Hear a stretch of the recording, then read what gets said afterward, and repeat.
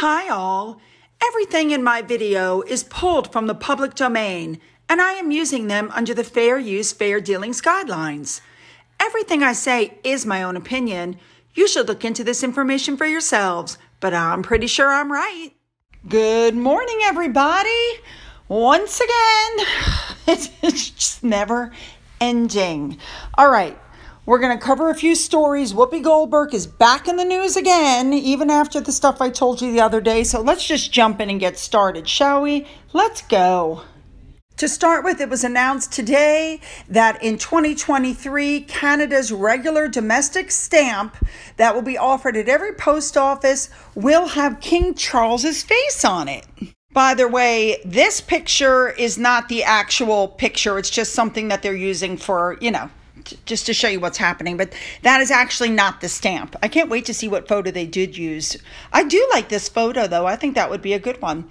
All right, moving on. I came across this on Twitter from Scooby-Doo, and I had to put it up because, first of all, it's talking about the amount of money that Megan was going to get when she won her case, and it was going to be donated to an anti-bullying charity.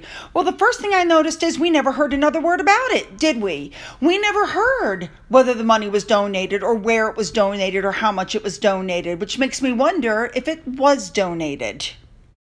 Second of all, did anybody else here notice that this was money for invasion of privacy? And I just happened to stumble across this right after they released their 6-part Netflix series where they invaded their own privacy and that of their son. Yeah.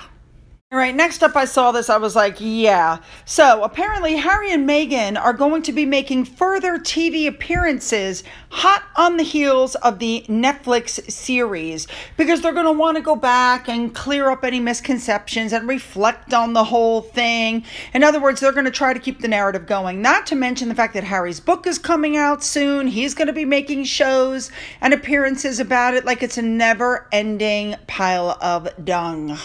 Now, next up, I showed you guys where Meghan was labeled a narcissist. You may not like that she was lumped in with Donald Trump and Kanye West and Elon Musk in them, but a narcissist is a narcissist. Well, I saw this on Twitter.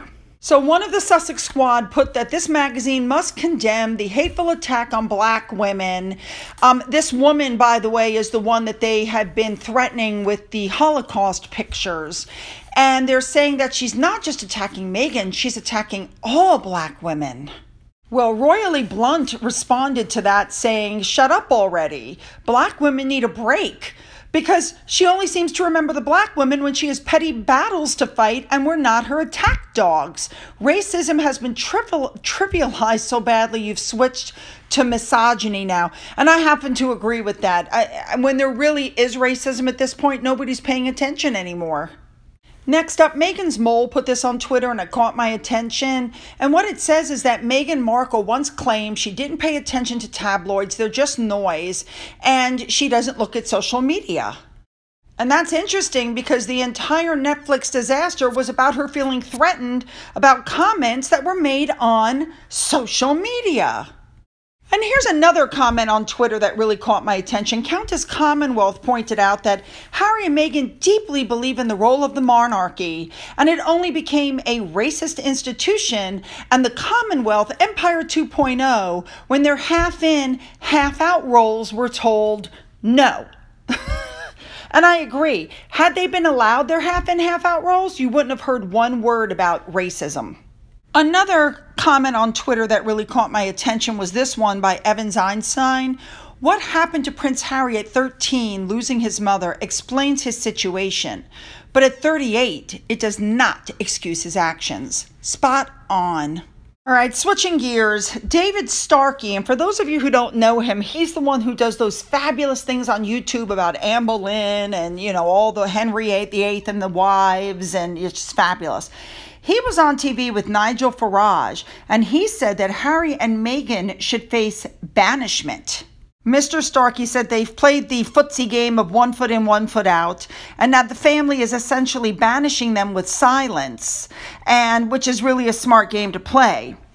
He said, and I'm quoting, I used to make the joke that Harry had married his mother. Unfortunately, he married his mother with all the destructive aspects of Diana and none of the constructive ones. It's a horrible, painful parody, that relationship, and profoundly damaging. I completely agree. Next up, I had to look at the whole apology thing. First, they were expecting an apology after the Oprah interview, which they didn't get it. Then, Harry wanted an apology after the Queen's Platinum Jubilee because he feels that they didn't get the attention they should have. Then, Harry and Meghan apparently wanted an apology after the Netflix disaster.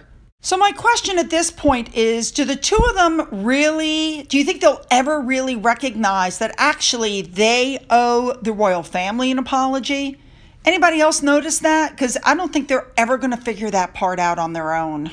Here we go. Back in January, Whoopi Goldberg made some comments about the Holocaust. She was suspended from The View for 2 weeks, put out an apology in a tweet, which you can see here, and then she turned around and did it again. What that says to me is that her first apology was insincere. She probably gave it so that she wouldn't lose her job on the show The View. And apparently she still holds the same thought processes and she still believes this. You know, Miss Goldberg, and by the way, we're all aware that that's not her real name, is really putting her foot in it and doesn't seem to care.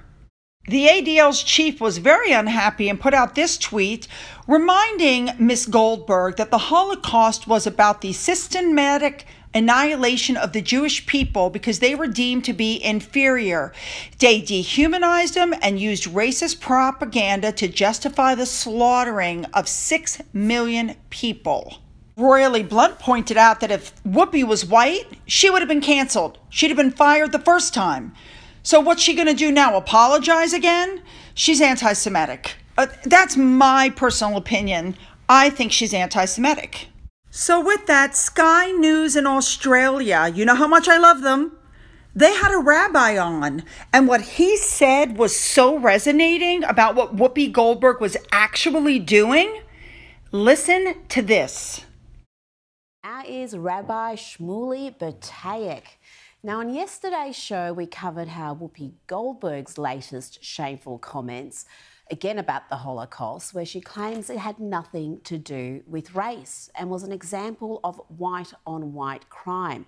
Despite apologising for similar comments earlier this year, Whoopi told the Sunday Times, "It doesn't change the fact that you could not tell a Jew on a street. You could find me, you couldn't find them. That was the point I was making." Rabbi, welcome to the program. Would you care to give Whoopi a history lesson? Rita, thank you for being such a great friend of our community and our people. You always have been. But let me just be clear. Whoopi Goldberg, what she's really doing is playing a game of one-upmanship. Who has suffered more is what she's saying. We in the black community, we're identifiable. We can't really hide the color of our skin. We have suffered more. I've learned as a Jew, games of one-upmanship when it comes to human suffering and annihilation are never wise. The black community has suffered immeasurably, as has the Jewish community. The Holocaust was the world's greatest crime. Now, let's just be clear. Hitler saw the world in terms of race. His entire Weltanschauung, his worldview was all about race. The Jews were the lowest of the low, the race that needed to be exterminated. Slavs were somewhere in the middle. They only needed to be enslaved. Whoopi Goldberg, I don't think is an anti-Semite. I just think that she's playing a very strange game as to which people have suffered the most. But it trivializes the murder of 6 million people. And when she says, well, you know, you couldn't really pick a Jew out on the street, had Jews who were unshaven and unkempt. And of course, how could you say you can't pick us out? Look at me. I have a beard and I have a yarmulke. And this is the year 2022. Do you really believe when I walk the streets of Sydney or New York or Los Angeles, you can't pick me out? That's why religious Hasidic Jews are being beaten up in the streets of New York because of the imbecility of what people like Whoopi are saying. Spot on, Rabbi, spot on. Whoopi ought to be ashamed of herself. All right, you guys, you know what I want. Leave those comments, make them good. Don't forget to hit the subscribe button. If you've already hit the button, double check and make sure you're still subscribed. I saw some spam showing up again. You guys know to just ignore that kind of stuff, okay? Don't forget to go into the description box and you'll find the links for my Twitter, my Getter, my Rumble, my email, my Patreon. For those of you who've donated to the Coffee Fund and through my thanks button, thank you so much. And as always, you guys, have a great day.